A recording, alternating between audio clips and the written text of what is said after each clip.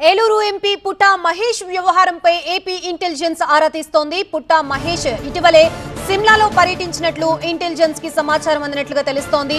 Pilot Rohit రెడ్డితో MP పుట్టా మహేష్ సంబంధాలపైన కూడా AP intelligence ఆరా తీస్తోంది.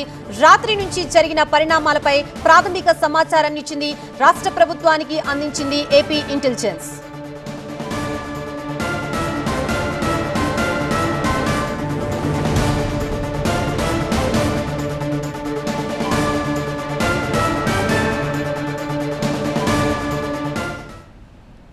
ఇదే అంశానికి సంబంధించి మనకి పూర్తి అప్డేట్స్ అందించడానికి మా ప్రతినిధి ఈశ్వర్ సిద్ధంగా ఉన్నారు. ఈశ్వర్, ఏలూరు ఎంపీ పుట్టా మహేష్ వ్యవహారంపై ఏపీ ఇంటెలిజెన్స్ ఆరా తీస్తున్నట్లుగా తెలుస్తోంది. అలాగే రాష్ట్ర ప్రభుత్వానికి ఇచ్చిన బేసిక్ ఇన్ఫోలో ఎటువంటి పాయింట్స్ ని మెన్షన్ చేసింది?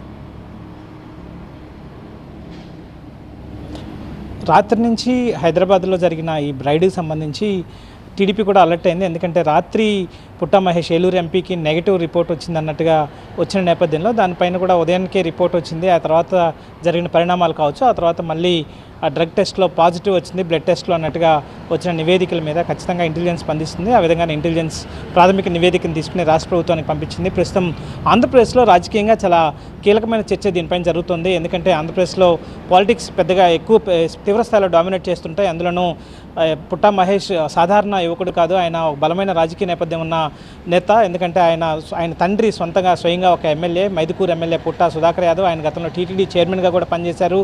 అలాగే ఆయన మామ యనమల రామకృష్ణుడు, ఆయన గతంలో టీడీపీలో చాలా సీనియర్ నాయకులు, మాజీ మంత్రి, టీడీపీ పాలిట్ బ్యూరో మెంబర్. సో ఇంత కీలకమైన రాజకీయ కుటుంబానికి సంబంధించిన వ్యక్తి కాబట్టి ఆంధ్రప్రదేశ్ రాష్ట్ర వ్యాప్తంగా పెద్ద ఎత్తున దీనికి సంబంధించి చర్చ జరుగుతున్న నేపథ్యం అయితే ప్రస్తుతం కనిపిస్తుంది. అయితే టీడీపీ స్పందనకు సంబంధించి మాత్రం కొంత ఖచ్చితంగా దాంట్లో రెండు అంశాలను టీడీపీ చూస్తుంది. ఒకటి చట్టపరమైన అంశం, ప్రస్తుతం చట్టపరంగా ఇంకా స్పష్టత రావాల్సిన అవసరం ఉంది. దాంట్లో ప్రస్తుతం ఆరోపణల దశలో ఉన్నాయి. ఆ తర్వాత అది ఫోరెన్సిక్ రిపోర్ట్స్ కావచ్చు, లేకపోతే దానికి సంబంధించి ఇంకా పూర్తి సమాచారం రావాల్సిన అవసరం ఉంటుంది.